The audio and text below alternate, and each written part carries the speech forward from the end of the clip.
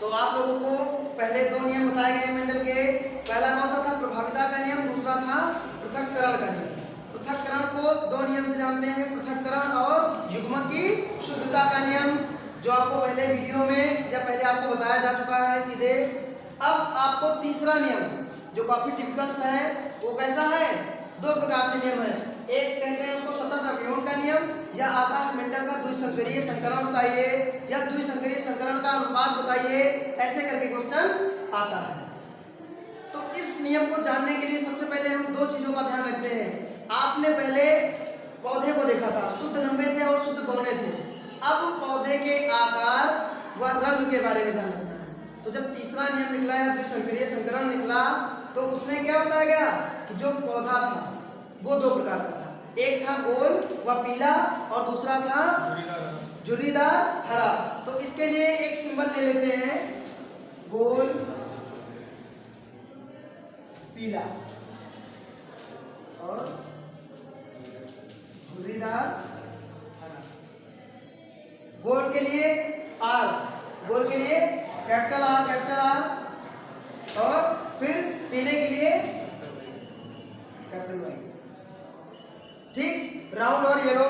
इसके लिए इसका विपरीत हम वो नहीं लेंगे ग्रीन या ऐसा करके, इसका सीधे उल्टा क्या करेंगे? स्मॉल। तो इसको क्या लिखेंगे? Small R, small Y. अब आपको समझ में आ रहा है, गोल के लिए आर दिया गया है, गोल के लिए क्या है? आर है। पीले के लिए वाई, वो भी कैपिटल, और झुर्रीदार के लिए स्मॉल आर, और हरा के लिए स्मॉल वाई। तो स्वतंत्र अवयवों का नियम क्या कहता है? याद रखिएगा, बहुत छोटा सा नियम है, ज्यादा ध्यान नहीं रखना है, बस ग्राफ के बारे में आपको समझना है। क्या है कि जब दो प्रभाव वाले लक्षण, दो प्रभाव कैसे? एक गोल पीला और एक झुर्रीदार हरा, दो प्रभाव हैं अलग अलग। जब दो प्रभाव वाले लक्षणों को ध्यान में रखकर क्रॉस कराया जाता है तो युग्मक पृथक हो जाते हैं, और एक युग्मक की वंशागति दूसरे को प्रभावित नहीं करती। ये नियम क्या है? स्वतंत्र अवयवों का नियम। अर्थात आप कह सकते हैं कि यहाँ पर जितने भी युग्मक होंगे क्या होंगे? सब स्वतंत्र होंगे, एक दूसरे की वंशागति को प्रभावित बिल्कुल नहीं करेगा। इसको द्विसंकरीय संकरण के माध्यम से समझना है। तो द्विसंकरीय संकरण क्या होता है, इसी में आपको लिखना है।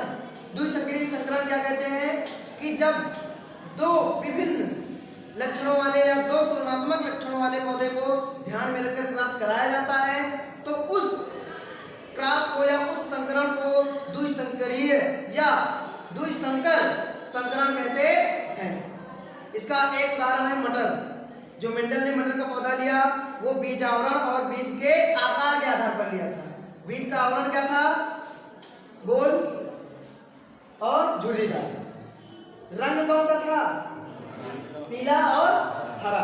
ये दो प्रकार के आकार भी है और रंग भी है। तो ये प्रभावी है, ये अप्रभावी है।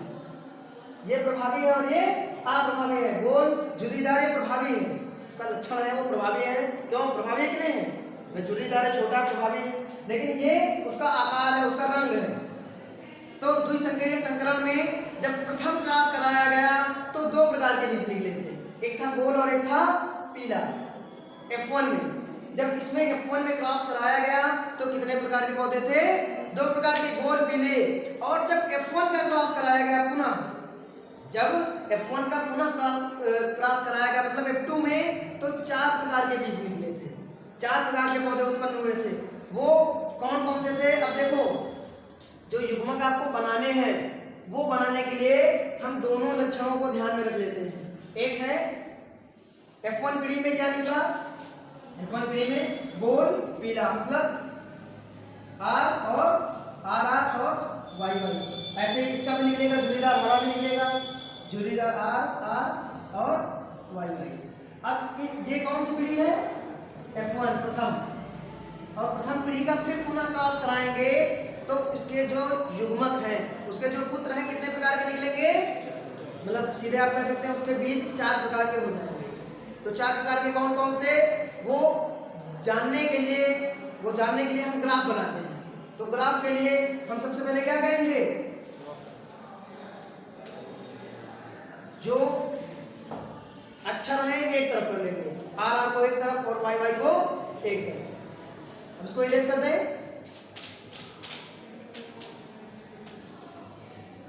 अब देखो यहां पर क्या करते हैं, गोल एक capital R capital small R, मतलब गोल झुर्रीदार। क्या होगा, गोल झुर्रीदार ले लें, यहां पर गोल झुर्रीदार। और अगला कैपिटल वाई स्मॉल वाई, पीला हरा, पीला हरा। गोल झुर्रीदार के लिए कौन सा सिंबल है, कैपिटल आर और स्मॉल आर, ठीक। और इधर पीला हरा के लिए कैपिटल वाई और बीच में संकलन कराया जाएगा, एक आर इधर एक आर इधर, और फिर कैपिटल वाई और स्मॉल वाई, ठीक। पहले का पहले में क्रॉस बता चुके हैं आप लोगों को, फिर एक बार ध्यान रख लीजिएगा।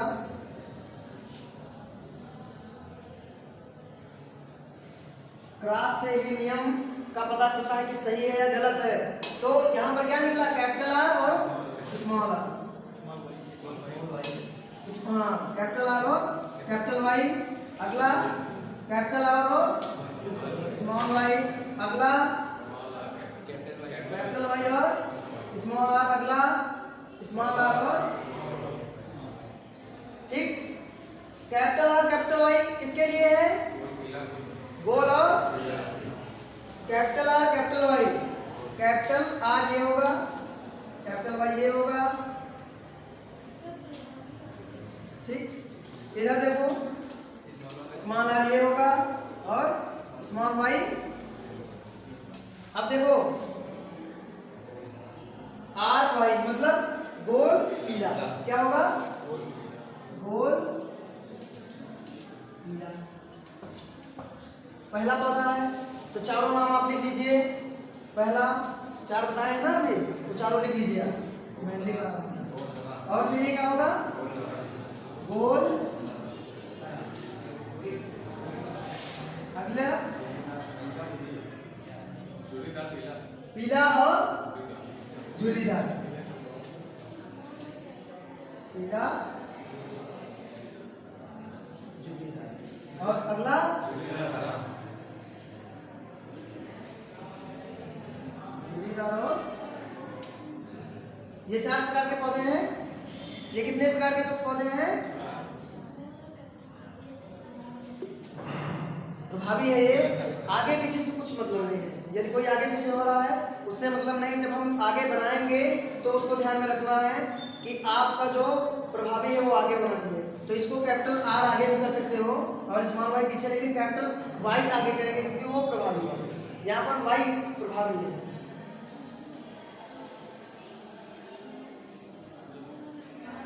स्मॉल आर तो है वो कोई दिक्कत नहीं, वही मैं बताना चाहता हूँ कि वो कैपिटल वाई आगे आप करेंगे, कैपिटल वाई कोई दिक्कत नहीं। आपके ग्राफ में जो आपका वर्ड है वो सही होना चाहिए, तो आपको वाई यहाँ पर आगे करना है। अब देखो चार प्रकार के पौधे हैं, कितने प्रकार के पौधे हैं, चार प्रकार के। तो इसको इधर उतार दें, कैपिटल आर कैपिटल वाई, आगे कैपिटल आर स्मॉल वाई, आगे कैपिटल वाई स्मॉल आर। या इसको एक तरीके से और लिख सकते हैं ग्राफ के लिए, जैसे चार प्रकार के पौधे दिए गए, स्मॉल आर और कैपिटल वाई, ये भी लिखा होगा, ठीक।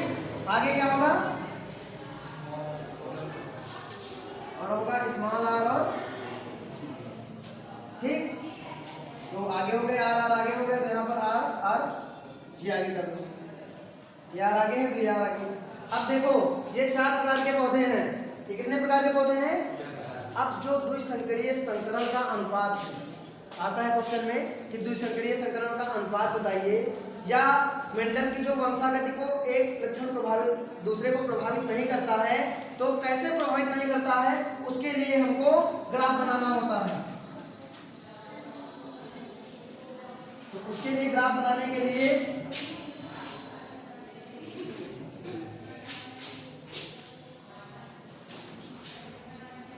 ग्राफ बनाने के लिए इसमें ये कर दें, ये याद है आपको।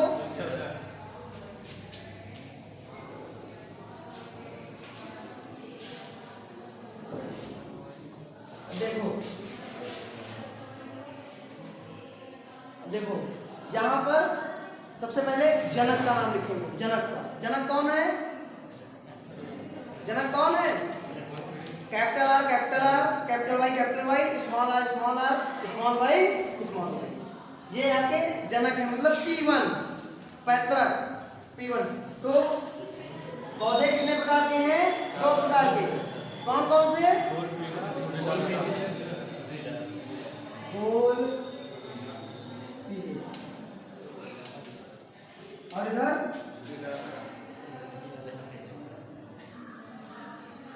झुर्रीदार और हरे। ये कौन सी पीढ़ी है? जनक, जनक पीढ़ी।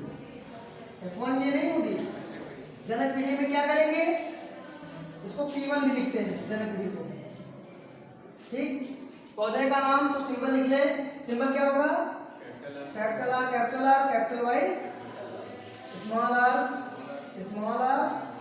वाई।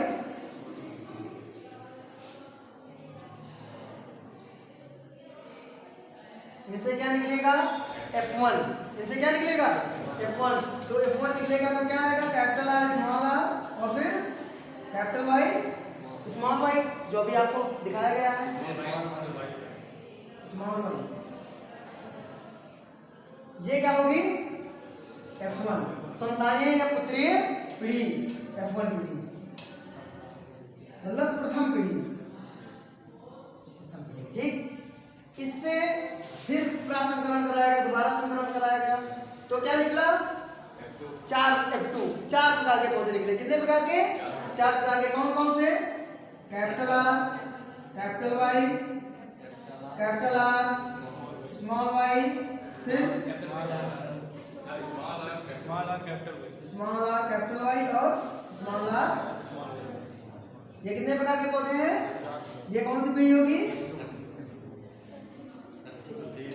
अब F2 का जब क्रॉस कराएंगे तब पता चलेगा कि मेंडल ने जो बताया सूत्र अभियान में कि एक लक्षण की वंशागति दूसरे को प्रभावित नहीं करती है, ये पता चलेगा। तो इसके लिए हम क्या बनाते हैं? एक ग्राफ बनाते हैं। ये ग्राफ आपकी बुक में या कहीं पर अलग तरीके से बना होगा, मैं जो बता रहा हूँ बहुत इजी तरीका है। तो क्या करते हैं? ग्राफ बनाने के लिए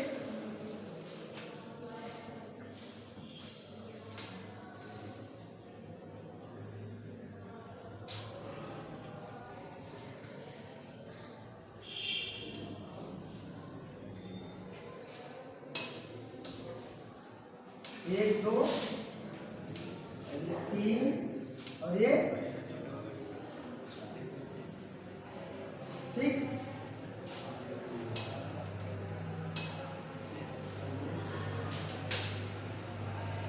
नीचे आ रहा है, नीचे आ रहा है, यस सर, नहीं आ रहा है?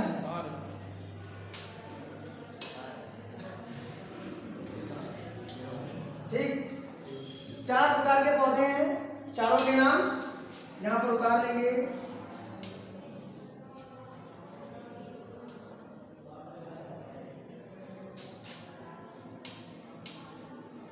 चार प्रकार के पौधे, कैपिटल आर कैपिटल वाई, फिर कैपिटल आर स्मॉल वाई, फिर स्मॉल आर कैपिटल वाई और फिर स्मॉल आर। ऐसे ही इधर उतारेंगे, capital R capital Y, capital R small Y, फिर स्मॉल आर कैपिटल वाई और स्मॉल आर। ठीक, ध्यान रखो, एक नर और एक। अब इनका क्रॉस होगा तो कैसे? देखो कैसे युग्मक बनेंगे। तो युग्मक बनाने के लिए इनका और इनका सेम क्रॉस करा देते हैं। जब इनका क्रॉस कराएंगे, चाहे जहां करा लो, अलग अलग कराओगे तो निकलेगी जैसा यहाँ पर उतार दीजिए वैसे निकलेगा। देखो यहाँ से आर मिला और यहाँ से आर मिला, क्या मिला? R R. तो ये क्या होगा? कैपिटल आर और कैपिटल वाई कैपिटल वाई। ठीक, अगला कैपिटल आर कैपिटल वाई और स्मॉल वाई। फिर आगे capital R small R capital Y capital Y capital Y, फिर capital R small R, capital R small R, capital Y और फिर आगे कैपिटल आर कैपिटल वाई और स्मॉल वाई, फिर capital R small Y और फिर capital R small R capital Y और फिर आगे कैपिटल आर स्मॉल वाई, फिर आगे capital R small R capital Y, फिर capital R small R capital Y और फिर कैपिटल आर स्मॉल आर और स्मॉल आर कैपिटल वाई, फिर स्मॉल आर कैपिटल वाई यहाँ दिया और स्मॉल वाई ये वाला, ठीक। आगे capital R capital Y, capital R small Y sorry, फिर स्मॉल आर और फिर कैपिटल वाई और यहाँ पर स्मॉल आर ये आपका क्राफ्ट, जो 4 प्रकार के पौधे हैं वो इस प्रकार से क्लास इनका समाप्त होगा। अब इनके नाम के लिए देखो इधर, ये capital R capital Y small Y. Mendel ने क्या बताया कि प्रभावी लक्षण प्रदर्शित होते हैं, अप्रभावी प्रदर्शित नहीं होते हैं। यदि आप क्रॉस करा रहे हैं और आपका 50% यदि प्रभावी है तो प्रभावी आगे आएगा, अप्रभावी। और यहाँ पर देखो कैपिटल आर स्मॉल वाई, तो ग्राफ में आपको दिख रहा है कैपिटल आर स्मॉल वाई, क्या होगा ये गोल पीला। इसका नाम क्या बनेगा गोल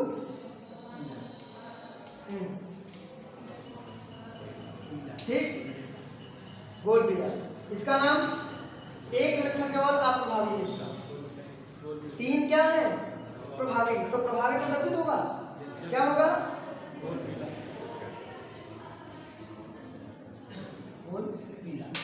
आगे गोल पीला इसका भी एक आर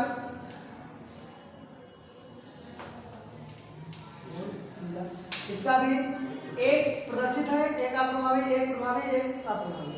प्रदर्शित है प्रभावी, नहीं प्रदर्शित तो अप्रभावी, तो क्या होगा ये भी गोल पीला होगा, 50% इसमें शुद्धि है गोल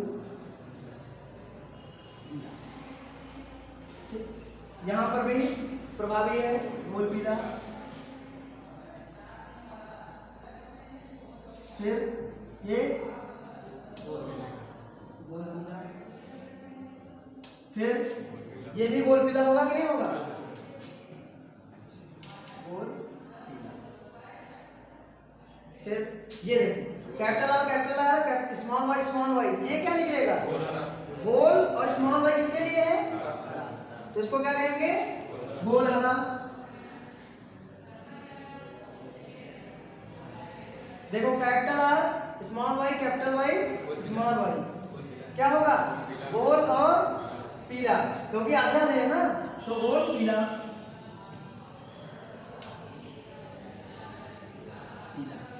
फिर capital R small Y capital R गोल के लिए और स्मॉल वाई हरा के लिए, तो गोल हरा। ठीक, अब देखो फिर नहीं ले यहाँ पर capital R capital Y small Y क्या होगा गोल पीला होगा, क्या होगा गोल पीला। समझ आ रहा है? स्मॉल आर कैपिटल वाई तो स्मॉल आर किसके लिए है हरे के लिए, और झुर्रीदार पीला क्या निकलेगा झुर्रीदार पीला। फिर देखो आगे ये भी झुर्रीदार पीला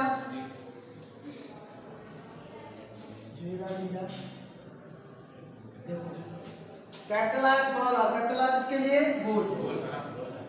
ठीक है, समझ में आ गया? गोल जगह कम है। फिर ये झुर्रीदार पीला,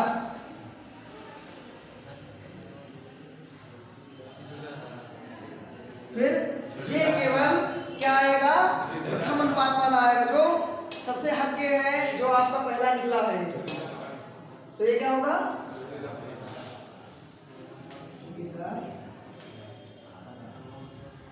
पहला झुर्रीदार पूरा लिखे हैं। अब देखो इसका अनुपात निकाल लें। तो 4 प्रकार के पौधे कौन सा है? एक है गोल पीला, गोल गोल पीला। ठीक, आगे एक प्रकार का गोल हरा, आगे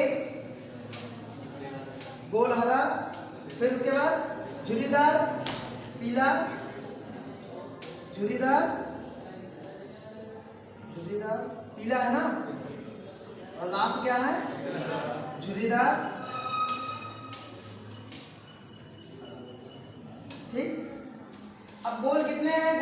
पीला गोल कितना है? गोल पीला कितना है? अब गिनो यहाँ पर 1 2 3 4, या 1 2 3 4 5 6 7 7, और उसके बाद ये एक 8 दिख रहा है और एक ये 9 दिख रहा है, और क्या दिख रहा है? तो ये कितना होगा? फिर गोल हरा कितना है?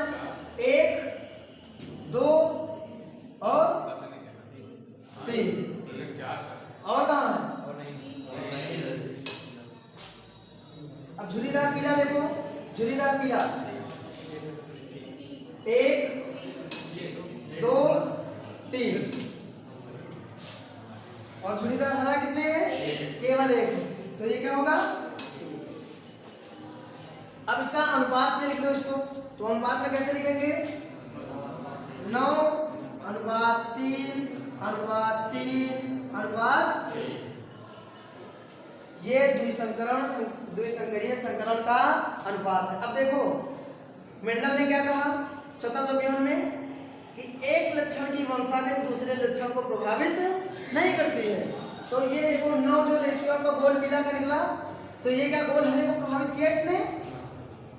या फिर ये अकेले झुर्रीदार हरा है, क्या इसने गोल पीले को या पीला गोल को या हरेदार झुर्री को या झुर्रीदार हरे को प्रभावित किया? नहीं किया। और जब उन्होंने क्रॉस कराया तो उसमें से 9 पौधे किसके निकले? प्रभावी। 3 पौधे गोल हरा प्रभावी, फिर 3 पौधे झुर्रीदार पीला। केवल एक ही मात्र पौधा था जो क्या था? आप क्या था?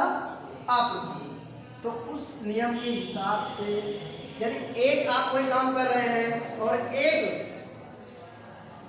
गुण आपका यदि अप्रदर्शित है, जब वो नहीं इफेक्टेड है, तो आप उस नियम को 100% सत्य मानिए।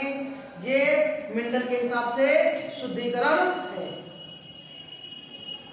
तो मेंडल का जो नियम है द्विसंकरीय का, वो यहाँ पर समाप्त हो रहा है, एकदम बिल्कुल खत्म। कंफ्यूजन है तो आप लोग कमेंट करिए, आप लोग भी अभी कमेंट करिए।